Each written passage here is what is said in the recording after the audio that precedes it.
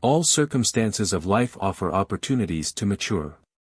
How your earthly life turns out is entirely determined by my will, because I have known from the very beginning which direction your will is going to take during the time of your earthly life as a human being.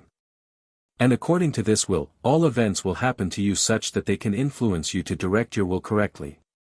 So even if you apparently shape your own circumstances of life, you will nevertheless be affected by the same measure of suffering and adversities, by destined experiences, regardless of what kind of living conditions you have.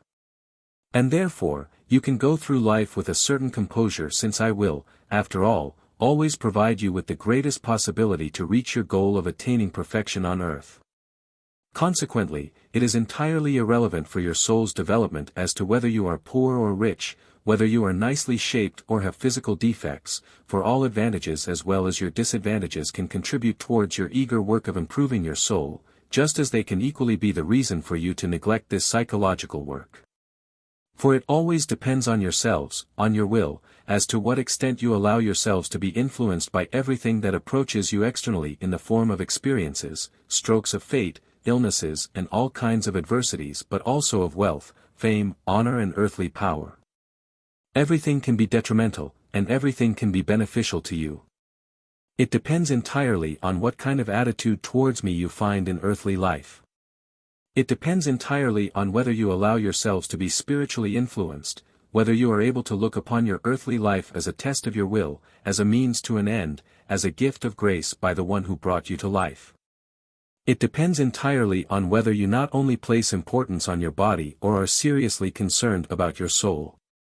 If the latter is the case, then everything will be a blessing for you, no matter what comes upon you, and you will climb the ladder which leads to ascent step by step, which helps you to reach higher spheres until you reach the goal when your soul will leave the earthly body.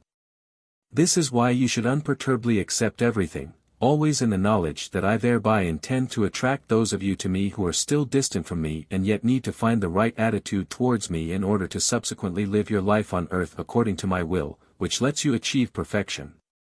And when there is a risk of people being entirely distant from me, then I must indeed use means which are described as an unusually severe destiny of life, yet they are always based on the fact that an unusual resistance towards me still exists, which I cannot forcibly break but which can recede in view of the immense earthly adversity, which can subsequently push the human being onto the right path to me and thus show a correctly inclined will, which signifies everything for the person, for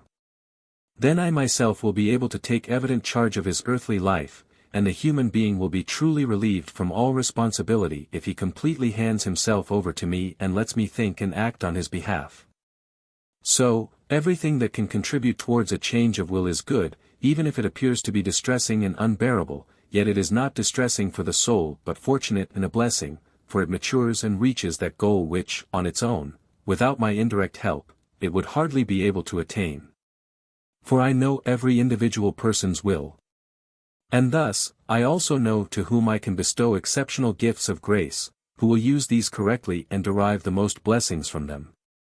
In that case, I will win this soul over to me with less severe means, because the resistance, which in the beginning of the embodiment as a human being still firmly controls the soul, will have already considerably lessened.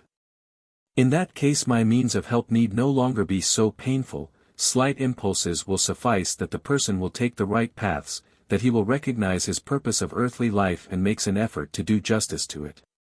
And the suffering or adversities which are still imposed on him will be easy to endure, for then the person will already have established the connection with me, and through this connection he constantly receives strength from me, which makes his ascent considerably easier. Thus, a person's external circumstances of life are irrelevant for the shaping of his soul. In fact, difficult situations in life often have more favorable effects on his soul than an easier and worldly blessed life on earth, which is more likely to be a danger to its maturing. However, no destiny is so severe that it could not be endured by a person who believes in a power which is love, wisdom and might in itself, for if he believes he will turn to this power for help, and he will indeed receive it. For then he will already have the right attitude towards me, and that will certainly guarantee his full maturing on earth. Amen.